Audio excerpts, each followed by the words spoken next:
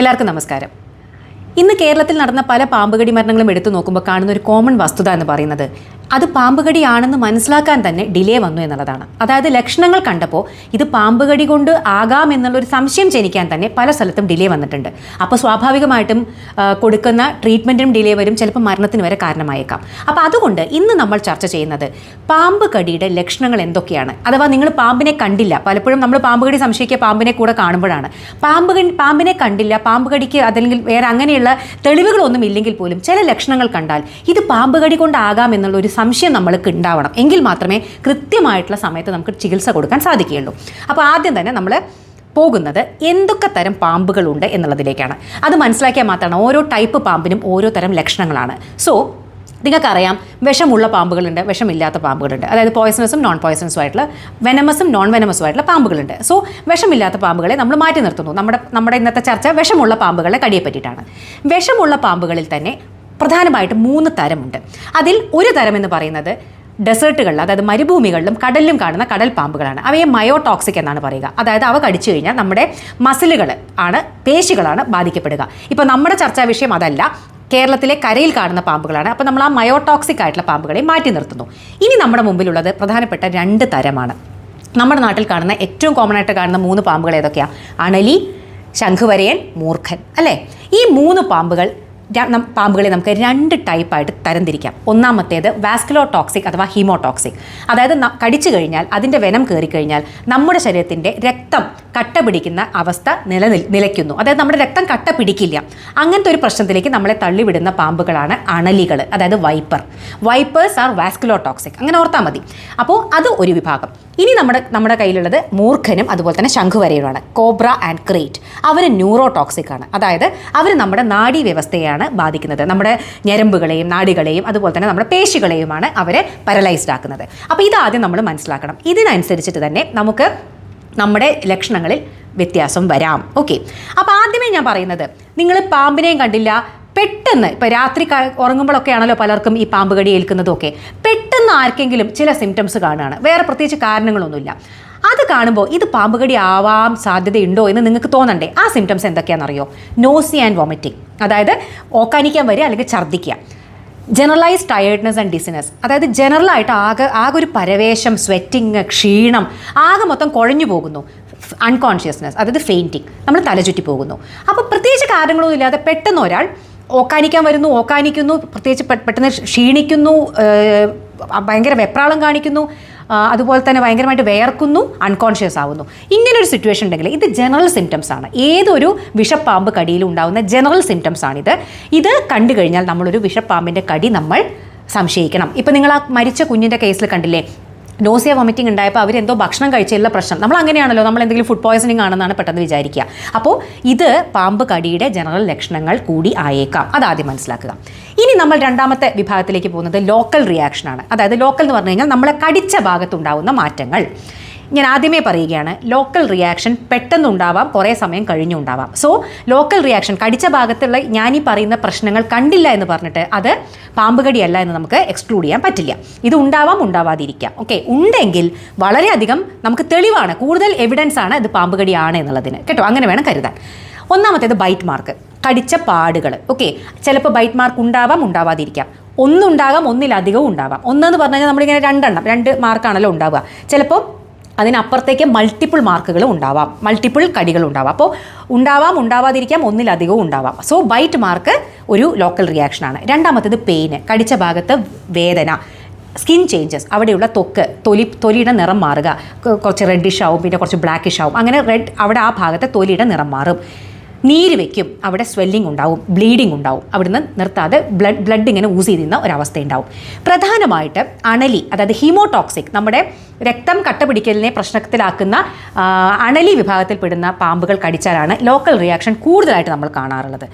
എന്നാൽ ന്യൂറോടോക്സിക് ആയിട്ടുള്ള, ഇപ്പോൾ ആ മോൻ മരിച്ച കേസിൽ അവിടെ ബൈറ്റ് മാർക്കിൻ്റെ അവന് വേദനയൊന്നും അവൻ പറഞ്ഞില്ല. അതെന്തുകൊണ്ടാണെന്ന് വെച്ച് കഴിഞ്ഞാൽ ന്യൂറോടോക്സിക് ആയിട്ടുള്ള വെള്ളിക്കെട്ടൻ അഥവാ ശംഖുവരയൻ അല്ലെങ്കിൽ മൂർഖൻ ഇവരൊക്കെ കടിക്കുന്ന സമയത്ത് അവിടെ ചിലപ്പോൾ നമ്പായി പോയേക്കാം, ടിംഗ്ലിംഗ് നംനെസ് ഒക്കെ ഉണ്ടായേക്കാം. അവിടെയുള്ള ഞരമ്പുകളെ അത് ബാധിക്കുന്നത് കൊണ്ട് തന്നെ ചിലപ്പോൾ ഇങ്ങനെയുള്ള പെയിന്, അങ്ങനെയുള്ള ലോക്കൽ റിയാക്ഷൻ സംഭവങ്ങളൊക്കെ കൂടുതൽ എവിഡൻ്റ് ആയി നമുക്ക് കണ്ടോളണമെന്ന് നിർബന്ധമില്ല. ഓക്കെ, അപ്പോൾ ഈ പറയുന്ന ലോക്കൽ സംഭവങ്ങൾ നിങ്ങൾ നോക്കുക. എവിടെയെങ്കിലും കടിയുടെ മാർക്കുണ്ടോ, ആ ഭാഗത്ത് സ്കിൻ ചേഞ്ച് ഉണ്ടോ, നീര് വെക്കുന്നുണ്ടോ, വേദനയുണ്ടോ, ബ്ലീഡിംഗ് ഉണ്ടോ, ഇതെല്ലാം നമുക്ക് നോക്കാം. ഇത് കൂടുതലായിട്ട് കാണുന്നത് ഞാൻ പറഞ്ഞ പോലെ ഹീമോടോക്സിക്കിലാണ്. ന്യൂറോടോക്സിക്കിൽ ഇത് കാണാതിരിക്കാം. സോ ഇത് രണ്ടാമത്തെ വിഭാഗം ലോക്കൽ റിയാക്ഷൻ. ഇത് ഞാൻ ഒന്നുകൂടി പറയുകയാണ്, ഇത് പെട്ടെന്ന് കാണാം, കുറച്ച് കഴിഞ്ഞും കാണാം. സോ ഇല്ല എന്ന് പറഞ്ഞിട്ട് പാമ്പുകടി അല്ല എന്ന് നമുക്ക് പറയാൻ സാധിക്കില്ല. ഇനിയാണ് വളരെ ഇമ്പോർട്ടൻ്റ് ആയിട്ടുള്ള സിസ്റ്റമിക് ലക്ഷണങ്ങൾ. ഞാൻ പറഞ്ഞല്ലോ 2 വിഭാഗം പാമ്പുകളുണ്ട്. അവ ഉണ്ടാക്കുന്ന സ്പെസിഫിക് ആയിട്ടുള്ള ലക്ഷണങ്ങൾ. അതിൽ തന്നെ നമ്മൾ ആദ്യം പോകുന്നത് ഹീമോടോക്സിക് ആയിട്ടുള്ള, നമ്മുടെ രക്തത്തെ കട്ട പിടിക്കുന്നത് നിർത്തലാക്കുന്ന അണലി വിഭാഗത്തിൽപ്പെട്ട പാമ്പുകളുടെ ഹീമോടോക്സിക് വെനം കയറിക്കഴിഞ്ഞാൽ എന്താണ് ഉണ്ടാവുക? ബ്ലീഡിങ് തന്നെയാണ്. അതായത് രക്തം കട്ടപിടിക്കില്ല, പല സ്ഥലങ്ങളിൽ നിന്ന്, നമ്മുടെ ശരീരത്തിലെ പല സ്ഥലങ്ങളിൽ നിന്ന് ബ്ലീഡ് ചെയ്യാൻ തുടങ്ങും.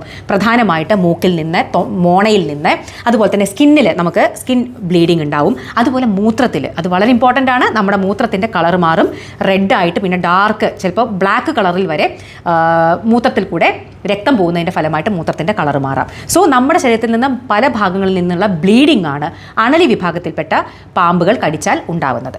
ഇനി നമ്മൾ അടുത്ത വിഭാഗം ന്യൂറോടോക്സിക് ആയിട്ടുള്ള, അതായത് ക്രേറ്റ് അഥവാ വെള്ളിക്കെട്ടൻ അഥവാ ശംഖുവരയൻ ആൻഡ് ക്രോബ്ര, മൂർഖൻ. ഇത് കടിച്ചു കഴിഞ്ഞാൽ ഞാൻ പറഞ്ഞല്ലോ, നമ്മുടെ നാഡീ വ്യവസ്ഥയാണ് ഇത് പാരലൈസ്ഡ് ആക്കുന്നത്. നമ്മുടെ ഓരോ മസിലിലേക്കും നമുക്ക് നെർവുകൾ പോകുന്നുണ്ട്. ആ നെർവുകളാണ് നമുക്ക് മസിലുകൾക്ക് ശക്തി കൊടുക്കുന്നത്. അപ്പം എനിക്കിപ്പോൾ ഈ കൈയും കാലമൊക്കെ അനക്കണമെന്നുണ്ടെങ്കിൽ ആ നെർവുകൾ പ്രവർത്തിക്കണം.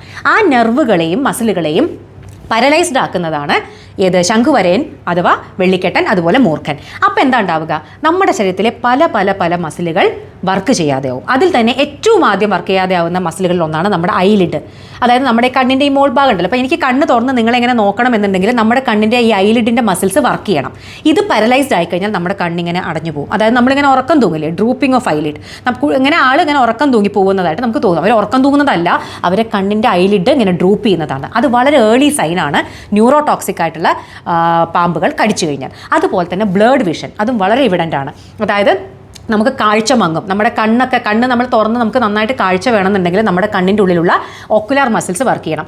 അത് വീക്ക് ആവുന്നതിൻ്റെ ഫലമായിട്ട് നമുക്ക് കാഴ്ച മങ്ങും, 1നെ 2ആയിട്ട് കാണാൻ തോന്നും. അതായത് ഡബിൾ വിഷൻ. ഇതൊക്കെ വളരെ എവിഡൻ്റ് ആണ്. പിന്നെ നമുക്ക് ഭക്ഷണം ഇറക്കാൻ, വെള്ളം ഇറക്കാൻ, സ്വാളോയിങ് നമുക്ക് ഇറക്കണം എന്നുണ്ടെങ്കിൽ ഇവിടുത്തെ മസിൽസ് വർക്ക് ചെയ്യണം, അത് ബുദ്ധിമുട്ടാവും. വർത്തമാനം പറയാൻ ബുദ്ധിമുട്ടാവും, വർത്തമാനം പറയാൻ ഇവിടുത്തെ മസിൽസ് വർക്ക് ചെയ്യണം, അത് നമുക്ക് വർത്തമാനം പറയാൻ ബുദ്ധിമുട്ടും. ജനറലൈസ്ഡ് വീക്ക്നെസ്, ആകെ മൊത്തം നമുക്ക് മസിലുകളെല്ലാം പാരലൈസ്ഡ് ആവുന്നതുകൊണ്ട് തന്നെ ആകെ മൊത്തം വീക്ക്നെസ് ഫീൽ ചെയ്യും. ഇനിയുള്ളതാണ് വളരെ ഇമ്പോർട്ടൻ്റ് ആയിട്ടുള്ള കാര്യം, ബ്രീത്തിങ് ഡിഫിക്കൽട്ടി. നോക്കൂ, അത് ഒരു വളരെ ഡേഞ്ചറസ് ആയിട്ടുള്ളൊരു സിംറ്റമാണ്. ശ്വസിക്കാനുള്ള ബുദ്ധിമുട്ട്, ശ്വാസ തടസ്സം, ശ്വാസം കിട്ടാൻ വെപ്രാളപ്പെടും. അതെന്തുകൊണ്ടാണെന്ന് വെച്ചാൽ ശ്വസിക്കാൻ വേണ്ടി നമ്മുടെ ശ്വസന മസിലുകൾ, റെസ്പിറേറ്ററി മസിൽസ് നന്നായിട്ട് വർക്ക് ചെയ്യണം. അപ്പോൾ ഗ്രാജുവലി നമ്മുടെ റെസ്പിറേറ്ററി മസിൽസും പാരലൈസ്ഡ് ആവുന്നത് കൊണ്ട് തന്നെ ആ ഒരു വ്യക്തിക്ക് ശ്വസിക്കാൻ പറ്റാതെയാവും. അത് കണ്ടു കഴിഞ്ഞാൽ അത് വളരെയധികം ഒമിനസ് ആയിട്ടുള്ളൊരു സൈനാണ് breathing difficulty and breathing respiratory failure. അങ്ങനെയാണ് പലപ്പോഴും മരണങ്ങൾ സംഭവിക്കുന്നത് കേട്ടോ.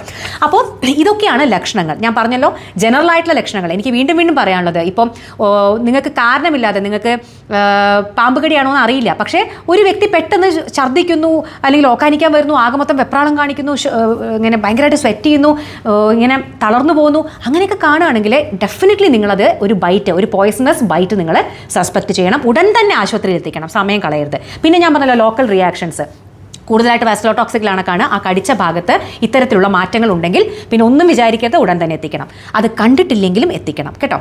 പിന്നെ ഞാൻ പറഞ്ഞ ഹീമോടോക്സിക് ബ്ലീഡിംഗ് മാനിഫെസ്റ്റേഷൻസും അതുപോലെ തന്നെ നമ്മുടെ നാഡീ വ്യവസ്ഥയെ ബാധിക്കുന്ന പ്രശ്നങ്ങളും. അപ്പോൾ ഇത് വളരെ ക്ലിയർ ആയി എന്ന് വിചാരിക്കുന്നു. സോ എഗെയിൻ ആൻഡ് എഗെയിൻ പറയുകയാണ്, നിങ്ങൾ പാമ്പിനെ കണ്ടിട്ടില്ല എന്നുണ്ടെങ്കിലും ഇങ്ങനെയുള്ള സിംറ്റംസ് കണ്ടു കഴിഞ്ഞാൽ അതൊരു പാമ്പിൻ്റെ കടിയാണെന്ന് സംശയിക്കണം. ഉടൻ തന്നെ ഒരു ഫസ്റ്റ് എയ്ഡിന് നിൽക്കണ്ട. ആകെ ചെയ്യേണ്ടത് രോഗിയും നിങ്ങളും പാനിക് ആവാതിരിക്കുക, റിലാക്സ്ഡ് ആവുക, രോഗിയെ നടക്കാൻ അനുവദിക്കാതെ ഇമ്മൊബിലൈസ് ചെയ്യുക, ഏറ്റവും അടുത്ത ആൻറ്റി സ്നേക്ക് വെനമുള്ള ആശുപത്രിയിലേക്ക് എത്തിക്കുക. ഇത്രയും നമുക്ക് ചെയ്യാനുള്ളൂ. ഒരിക്കലും നിങ്ങൾ ബൈറ്റ് മാർക്ക് കൂടുതൽ വലുതാക്കാനോ അവിടെ നിന്ന് രക്തം ഊഞ്ചിയെടുക്കാനോ അല്ലെങ്കിൽ രക്തം സ്ക്വീസ് ചെയ്ത് കളയാനോ ടൂർണിക്കെ കെട്ടാനോ ഒന്നും നിൽക്കേണ്ട കാര്യമില്ല കേട്ടോ. ഇതൊന്നും ഫസ്റ്റ് എയ്ഡുകൾ ശരിക്കുള്ള ഫസ്റ്റ് എയ്ഡുകളല്ല. ഇതൊക്കെ ചെയ്യുന്നത് ഗുണത്തേക്കാളേറെ ദോഷം ഉണ്ടാക്കും. സോ എത്രയും വേഗം ഒരു ആശുപത്രിയിലേക്ക് എത്തിക്കുക. അപ്പോൾ ഇത്രയാണ് എനിക്ക് പറയാനുള്ളൂ. ഇത് വളരെ ഇമ്പോർട്ടൻ്റ് ആയിട്ടുള്ളൊരു കാര്യമാണ്. കാരണം ഓരോ കേസും നിങ്ങൾ നോക്കുമ്പോൾ അറിയാം, പലപ്പോഴും ഇത് പാമ്പ് കടിയാണെന്ന് തിരിച്ചറിയാൻ തന്നെ പലപ്പോഴും ഫെയിലിയർ ആയിട്ടുണ്ട്. സോ അതൊരിക്കലും ഇനി സംഭവിക്കരുത്. സോ ഇതെല്ലാവരിലേക്കും നിങ്ങൾ ഷെയർ ചെയ്തിട്ടൊന്ന് എത്തിക്കണം കേട്ടോ. ബൈ.